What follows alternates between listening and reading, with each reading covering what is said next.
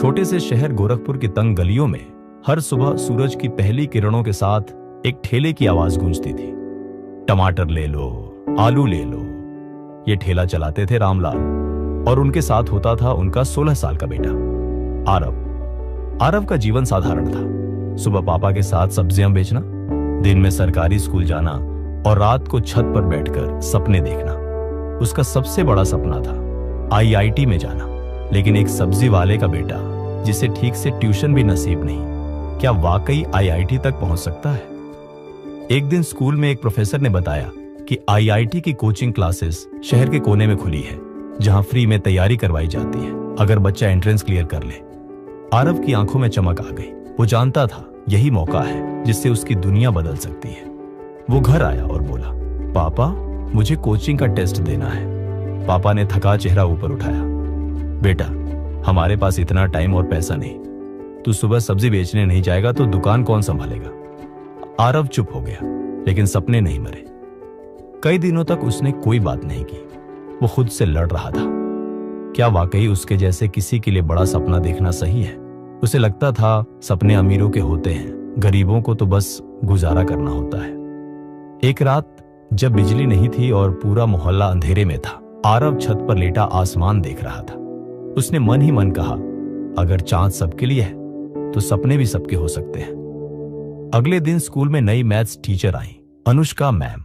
उन्होंने आरव की कॉपी देखकर कहा, तुम्हारा कॉन्सेप्ट बहुत क्लियर है। क्या तुमने कोचिंग के लिए अप्लाई किया? आरव ने सिर झुका लिया। घर की हालत ऐसी नहीं है मैम। अनुष्का मैम मुस्कुराई, तुम्हारी मेहनत देखकर मैं तुम्हें खुद गाइड करूंगी। शाम को लाइब्रेरी आ जाना। और यहीं से शुरू हुआ उसका असली सफर। लाइब्रेरी की लकड़ी की बेंच, पसीने से भीगी शर्ट और अधूरी नींद। लेकिन आरव डटा रहा। रोज सब्जी बेचने के बाद वो लाइब्रेरी में रात 9 बजे तक पढ़ता। शुरुआत में दिक्कत हुई, किताबें समझ नहीं आती, आंखें थक जाती। लेकिन वो खुद से बस एक बात कहता, अगर अब हार गया तो फिर कभी जीत नहीं पाऊंगा। 3 महीने बाद कोचिंग के एंट्रेंस का रिजल्ट आया।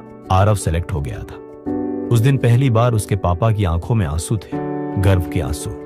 लेकिन चुनौतियां अभी खत्म नहीं हुई थी। कोचिंग में सब अमीर बच्चों के ब्रांडेड बैग थे और आरव के पास था सिर्फ एक पुराना झोला। जब मोबाइल में लेक्चर डाउनलोड करने की बात होती तो वो पापा का बटन वाला फोन दिखा देता और सब उस पे हंसते। कई बार खुद को दूसरों से छोटा समझने लगा।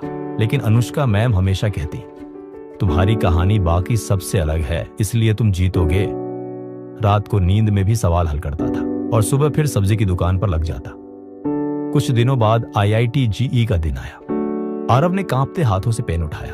उसने खुद से कहा, मैं किसी से कम नहीं। हर सवाल को पूरी एकाग्रता से पढ़ा। जहां फंसता वहां अनुष्का मैम की आवाज गूंजती, डर से नहीं, दिमाग से लड़ो। यही सोचकर वो आगे बढ़ता गया। परीक्षा देकर बाहर आया तो चेहरे पर संतोष था। रिजल्ट वाले दिन पूरे मोहल्ले की सांसें थमी थी। और फिर मोबाइल पर मैसेज आया, ऑल इंडिया रैंक 432। पापा की आंखों में आंसू थे। उन्होंने आरव को गले लगाकर कहा, बेटा तूने हमारा नाम रोशन कर दिया। आरव को IIT बॉम्बे में एडमिशन मिला। पहली बार हवाई जहाज में बैठा और जब क्लास में प्रोफेसर ने पूछा कौन कौन टॉप 500 से है तो उसने गर्व से हाथ उठाया। वहां वो उन बच्चों के साथ बैठा जिनके पास दुनिया की हर सुविधा थी, लेकिन उसके पास था जज्बा, संघर्ष और सपने। 4 साल बाद आरव ने एक नामी टेक कंपनी में नौकरी पा ली। लेकिन उसने फैसला किया वो गोरखपुर लौटेगा। वहीं एक कोचिंग खोलकर उन बच्चों को पढ़ाएगा जिनके पास साधन नहीं पर सपना है। अब वो आरव नहीं, आरव सर बन चुका था। उसके पास महंगी गाड़ी थी, लेकिन वो अब भी सब्जी वालों के बच्चों को गले लगाता, क्योंकि वो जानता था कि सपनों की कोई जात, हैसियत या रेट नहीं होती। हर नए बैच में वो एक बात जरूर कहता, मैं ठेले वाले का बेटा हूं। अगर मैं कर सकता हूं तो तुम भी कर सकते हो, बस कभी हार मत मानना। अब आरव के पापा सुबह सब्जी नहीं बेचते। पूरा मोहल्ला कहता है, ये देखो हमारा लड़का जिसने गोरखपुर का नाम ऊंचा किया। आरव की कहानी इंटरनेट पर वायरल हो गई, the boy who never gave up.